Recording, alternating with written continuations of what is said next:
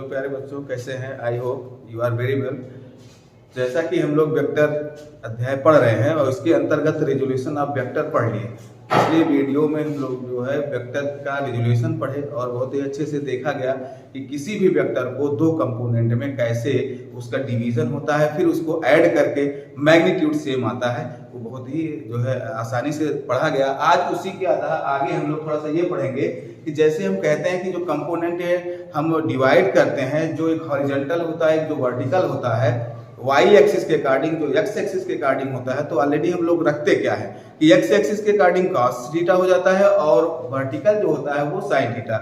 आज थोड़ा सा उसी का एक हम लोग देखेंगे कि हमेशा ऐसा नहीं हो सकता है। क्यों नहीं होगा? देखिए जरा, अगर मान लीजिए कोई हम इंक्लाइन प्लेन है और ये इंक्लाइनेशन है, ये अगर ये थीटा डिग्री है इंक्लाइन, क्षैतिज से इस जो सतह है, ये सतह कितना झुका हुआ है? थीटा कोण पर झुका हुआ है। इस पर कोई बॉडी अगर हम रख देते हैं, मान लीजिए बॉडी है और इसका जो है मास m, अगर इसका मास m है, द्रव्यमान m है, तो इस पर भी एक फोर्स लगता है। आप लोग जानते हो वो फोर्स क्या होता है? बहुत ही सब सारे बच्चे जानते हैं। इस पर एक फोर्स जो होता है वो उसके भार के बराबर होता है, जो अपवर्ड डाउनवर्ड होता है। क्या होता है? डाउनवर्ड, नीचे की तरफ होता है। इसको हम mg कहते हैं। समझ में आ गया? इसी को तो mg कहते हैं। अब जरा देखिए, ये इसके दो घटक होंगे, इसके दो घटक होंगे। एक तो इसका, अगर हम कहते हैं कि इसका एक घटक समतल के, ये सतह जो इंक्लाइंड है, जो थीटा कोण पर है सतह, इसके समांतर, इसके समांतर है, और एक इसका परपेंडिकुलर।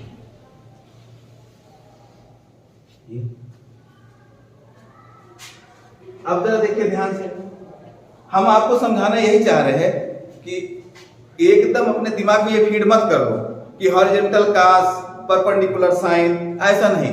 अगर हमारा कोई इंक्लाइंड प्लेन पे कोई ऑब्जेक्ट रखा हुआ है और due to its weight downward, नीचे की तरफ है, इसका दो कंपोनेंट में mg का दो घटक हम जो है वियोजित कर रहे हैं। इसके कंपोनेंट एक आनत तल के इंक्लाइन प्लेन के पैरेलल में और एक परपेंडिकुलर। ये अब जरा देखिए ध्यान से, ये थीटा है और ये तुम्हारा यहाँ 90 डिग्री होता है, तो ये कितना होगा? ये एंगल, ये आपका हो जाएगा 90 माइनस थीटा। हम लोग जानते हैं ना टोटल 180, टोटल 180 होगा ना। तो अगर हम, ये थीटा है और ये तुम्हारा क्या हो जाएगा?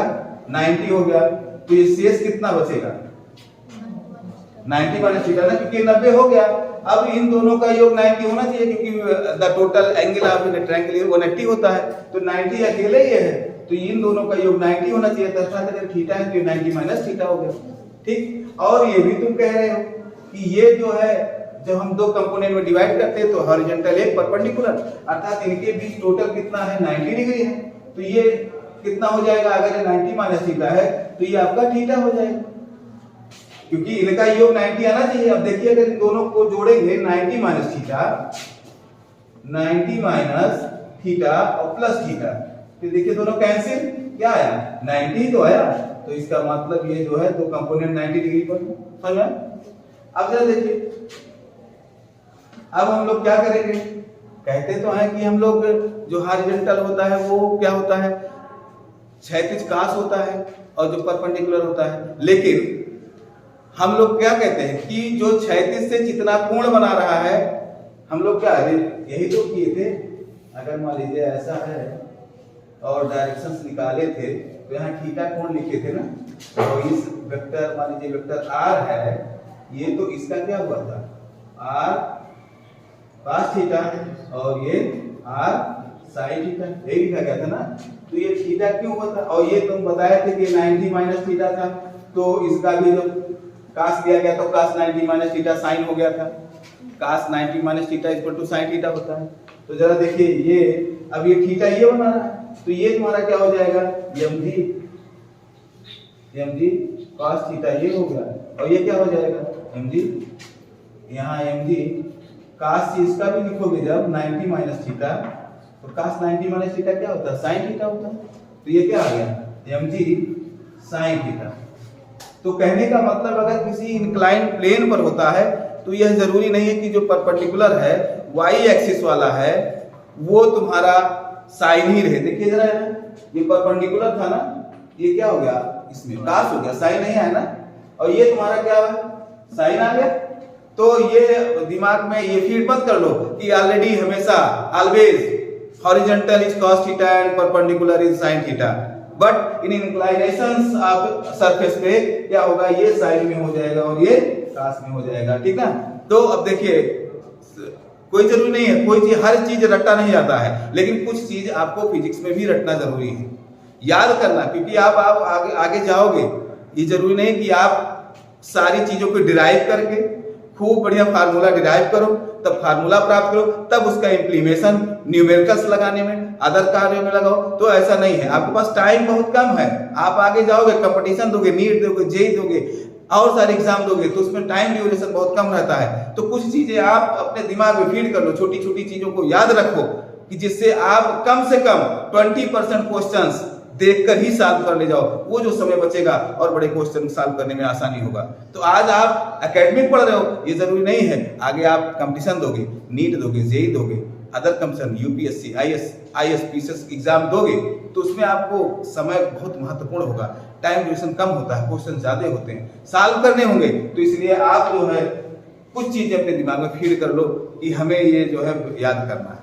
और बाकी तो सब लोग कहते होंगे कि ना फिजिक्स मैथ रटा नहीं जाता है, फिजिक्स मैथ ना, लेकिन कुछ चीजें हमें क्या है अपने समय को बचाने के लिए ही बैठाना पड़ेगा, ठीक ना।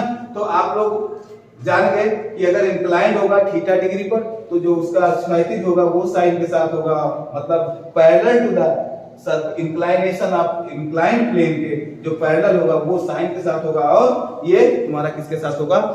cos के साथ होगा। ठीक है, तो अब अच्छे समझ में आ गया होगा, इसका स्क्रीनशॉट ले लीजिए। अब हम आप लोगों को आज पढ़ाएंगे वेक्टर का कार्टेशियन फॉर्म क्या होता है, कार्टेशियन फॉर्म ऑफ वेक्टर पढ़ेंगे, ठीक ना। कार्टेशियन फॉर्म ऑफ वेक्टर पढ़ते हैं। जैसे हम लोग वेक्टर अगर लिखा जाए कि वेक्टर, इसको हम कार्तीय तल के रूप में 3D में एक क्या होता है x, y एंड z, ठीक ना।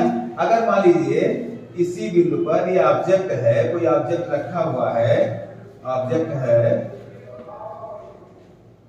है, इस पर एक बल लग रहा है 10 न्यूटन, किसकी तरफ? x एक्सिस के अकॉर्डिंग लग रहा है, और y के अकॉर्डिंग जो लग रहा है y एक्सिस के वो 5 न्यूटन, और z एक्सिस पे जो लग रहा है, z ऐसे होता क्या है? ऑलरेडी हम लोग अपने प्लेन पर दो ही एक्सिस को रिप्रेजेंट कर सकते हैं, एक x एक्सिस को और एक y एक्सिस को, लेकिन जो z होता है वो इसके परपेंडिकुलर होता है, जिसको we cannot draw on your copy because my copy is a plane, it has 2 dimension only we can draw। जो थर्ड वाला z होता है 3D, वो गहराई भी बताता है ना, गहराई, तो गहराई को हम लोग स्केच नहीं कर सकते, तो इसको हम लोग इस साइड में लिख देते हैं। ये x एक्सिस हो जाता है, ये y एक्सिस और ये z एक्सिस। अगर मान लीजिए x एक्सिस के अकॉर्डिंग 10 न्यूटन और y एक्सिस के अकॉर्डिंग 5 न्यूटन, और अगर इसके अकॉर्डिंग 7 न्यूटन लग रहे हैं, तो इस पर लगने वाले टोटल जो बल होगा वो फोर्स क्या होगा? F वेक्टर इक्वल टू हो जाएगा, तुम जानते हो वेक्टर बताया गया परिमाण, और उसी वेक्टर के दिशा में यूनिट वेक्टर क्या कहलाता है? वेक्टर। जैसे अगर कहा जाए कि वेक्टर ए को आपको रिप्रेजेंट करना है, तो वेक्टर ए का परिमाण होना चाहिए, तो वेक्टर ए का माड, और फिर क्या? इसी का यूनिट वेक्टर, इसी के डायरेक्शन से, वेक्टर ए के डायरेक्शन में दिशा, तो परिमाण और दिशा दोनों मिलकर क्या बना? वेक्टर बना। तुम लोग जानते हो वेक्टर की परिभाषा यही है, which physical quantity has magnitude and directions known as vector. तो वेक्टर क्या है? अगर ए वेक्टर बनाया जा रहा है, वेक्टर लिखा जा रहा है, तो इसी वेक्टर का मैग्नीट्यूड होना चाहिए और उसी की दिशा में उसका directions. This shows the directions of the vector A. ये क्या बता रहा है? ये क्या रिप्रेजेंट कर रहा है? ये ए यूनिट वेक्टर क्या बता रहा है? ये वेक्टर ए की दिशा को बता रहा है। तो परिमाण और दिशा मेक्स अ वेक्टर, क्या बना देता है? वेक्टर बन जाता है, ठीक ना। तो कहने का मतलब ये है कि अब 10 न्यूटन है, तो इसकी दिशा, अब न्यूटन तो क्या है? 10 न्यूटन, 10 क्या है? This is the magnitude, magnitude of the force apply on the x axis. ये एक्स एक्सिस के अकॉर्डिंग टू एक्स एक्सिस लग रहा है, लेकिन इसका डायरेक्शन क्या है? आप जानते हो एक्स एक्सिस का डायरेक्शन क्या होता है? आई कैप। तो ये क्या हो जाएगा? 10 आई कैप प्लस इसका क्या होगा? y का। ये तो परिमाण है, परिमाण के बाद क्या होना चाहिए? दिशा होना चाहिए। दिशा क्या है? j कैप होता ना, तो ये क्या हो जाएगा? 5 j कैप प्लस 7 और इसका क्या होता है? a कैप होता है। तो देखिए ये टोटल आपका इस बॉडी पर लगने वाला फोर्स आ गया और इन द कार्टेशियन फॉर्म में आ गया, वेक्टर का कार्तीय तल के रूप में आ गया। ठीक ना? अच्छा, तो फिर आता है, मान लीजिए आपको सपोज दैट कहा जाए find the magnitude of this force. अगर इस फोर्स का आपको मैग्नीट्यूड निकालना है तो मैग्नीट्यूड कैसे निकाला जाए? आइए हम लोग थोड़ा सा पिछले वीडियो में जो बताया गया रिजोल्यूशन ऑफ वेक्टर के बारे में थोड़ा सा देखें, फिर से रिकैप करें, उसको देखें, अपने आप समझ में आ जाएगा। जैसे हम लोग दो वेक्टर, किसी वेक्टर को, ये वेक्टर ए है और इस वेक्टर को हम लोग देखिए इसको दो वेक्टर को दो कंपोनेंट में तोड़े थे। ठीक ना? एक एक्स एक्सिस के अकॉर्डिंग तो उसको क्या लिखा गया था? ए एक्स वेक्टर, और इसे क्या लिखा गया था? ए वाई वेक्टर लिखा गया था। ठीक ना? एक्स एक्सिस के अकॉर्डिंग ए एक्स और इसको ए वाई लिखा गया था। ठीक ना? अब जरा देखिए ध्यान से, इसको हम लोग क्या करते हैं? ए एक्स इक्वल टू आता क्या है? ए एक्स इक्वल टू आया, अगर हम इसके एक्स एक्सिस के अकॉर्डिंग लिखेंगे तो इसका मैग्नीट्यूड मान लीजिए ए है, तो ए एक्स आई कैप हो जाएगा और ये क्या हो जाएगा? ए एक्स जे कैप हो जाएगा। वेक्टर लिखा जाएगा परिमाण और दिशा के साथ। परिमाण क्या बताता है? ए एक्स का परिमाण एक्स और दिशा क्या है? आई है। और ये क्या है? ए वाई का मैग्नीट्यूड ए वाई और दिशा जे कैप हो गया। फिर इसका जो है अगर ओवरऑल हम लोग देखते हैं कि वेक्टर ए का मैग्नीट्यूड क्या होगा? यही निकाले थे ना, ए एक्स स्क्वायर प्लस ए वाई स्क्वायर, यही निकाला गया था ना कल वाली वीडियो में, यही आया था। तो कहने का मतलब क्या हुआ कि आई का कोफिशिएंट का स्क्वायर कर दिया गया और जे का कोफिशिएंट का स्क्वायर ऐड कर दिया गया कि नहीं कर दिया गया? कोफिशिएंट इसका गुणांक, आगे मल्टीप्लिकेशन जो मैग्नीट्यूड है उसी को तो किया गया है। और ये जानते हो इसका वेरिफिकेशन भी, प्रूफ भी कर दिया गया था कि ये कैसे आया, कल बता दिया गया था। तो इसी आधार पे अगर हमें इसका f का मैग्नीट्यूड निकालना है तो f mod equal to under root 10 का स्क्वायर इस 5 प्लस 5 का स्क्वायर प्लस 7 का स्क्वायर। ठीक ना? तो आपको समझ में आ गया कि अगर किसी भी कार्टेशियन प्लेन में कार्टेशियन फॉर्म में कोई वेक्टर है आई जे के फॉर्म में है तो उसका अगर मैग्नीट्यूड निकालना है तो कोफिशिएंट ऑफ आई का स्क्वायर, कोफिशिएंट ऑफ जे का स्क्वायर, कोफिशिएंट ऑफ के का स्क्वायर करके ऐड कर लेंगे, वही मैग्नीट्यूड आ जाएगा। अब ये कोई जरूरी नहीं है कि आपका जो वेक्टर कार्तीय तल के रूप में दिया है, कार्टेशियन फॉर्म में दिया है, वो तीनों दिए हों, आई जे के में दिया हो, ये जरूरी नहीं है। ठीक ना? ये कंपलसरी नहीं है कि आई जे के में। अगर हम आपको मान लीजिए अगर कह दें कि vector A equal to 2i cap plus 3j cap दिया गया है, के नहीं है, के एब्सेंट है, तो क्या इसका मैग्नीट्यूड नहीं निकलेगा? निकलेगा, वही निकलेगा। मॉड वेक्टर ए क्या हो जाएगा? अंडर रूट 2 का स्क्वायर प्लस 3 का स्क्वायर और ये हो जाएगा 2 to the 4 और 3 to the 9। ठीक ना? तो ये क्या हो जाएगा? 13 आ गया।